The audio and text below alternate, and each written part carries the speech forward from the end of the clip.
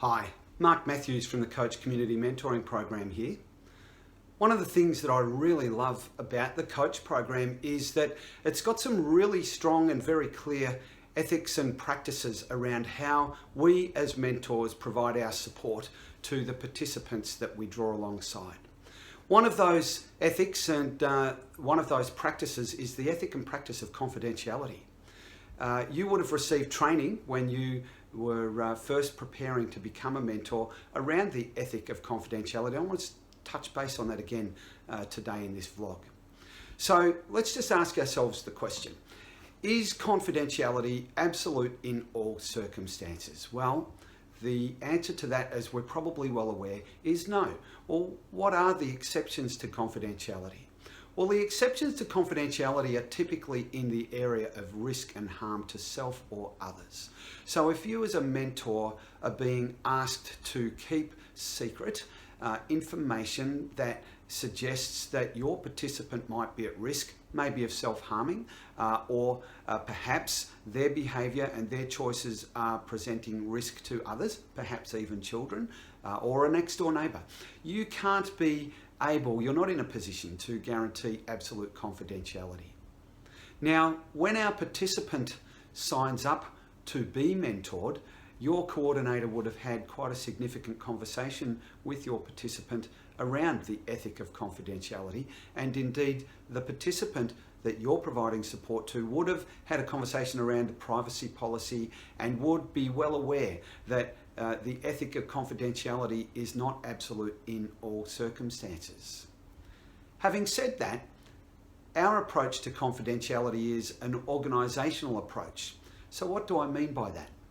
Well, what that means is that when you are engaging with your participant, the potential exists for the information that's being shared in those conversations for that information to in fact be shared with your coordinator, or indeed, if there was some assessment of risk in those conversations, that it's possible that those conversations could move up through various levels of the hierarchy of the organisation that you're working for. Or even further, some aspects of those conversations could even be shared at a national level. And that's not because we want to pry, but it's more about making sure that everybody stays safe and secure. So the ethic of confidentiality is really about being entrusted with privileged information. So aside from the element of managing confidentiality through a paradigm of risk, we also need to be mindful that we don't have a license to be able to share that privileged information with people in a generic sort of way.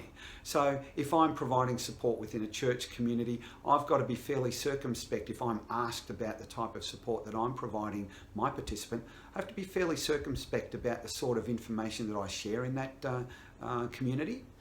Having said that, if someone from outside of my community was asking for information about the participant that I was sharing, I'd be very, very cautious about sharing any of that information. Matter of fact, I'd be erring on saying no. You can't share information about the participant that you're supporting with some outside party. That might include debt collectors or anyone in the external to the church world. You can't share that information without actually receiving written consent from your participant to, in fact, talk with that person. Again, the exception to that would be life, death, or imminent harm, safety and risk to self or others. I hope that you found this little reflection on confidentiality helpful and useful. I might just add that in a team context, when we're with our other mentors in team meetings, we probably just need to be circumspect about the information that we share in those sorts of spaces.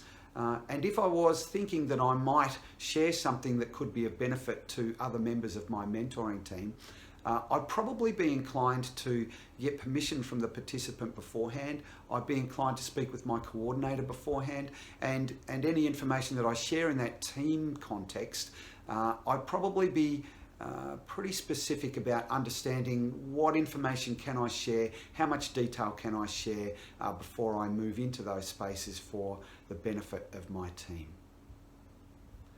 I hope you found these reflections on confidentiality useful in this vlog. Myself and other members of the national team are more than happy to communicate with you to unpack this issue, these matters, or any other matters if that's helpful for you. Thank you for all of the support that you're providing. God bless you.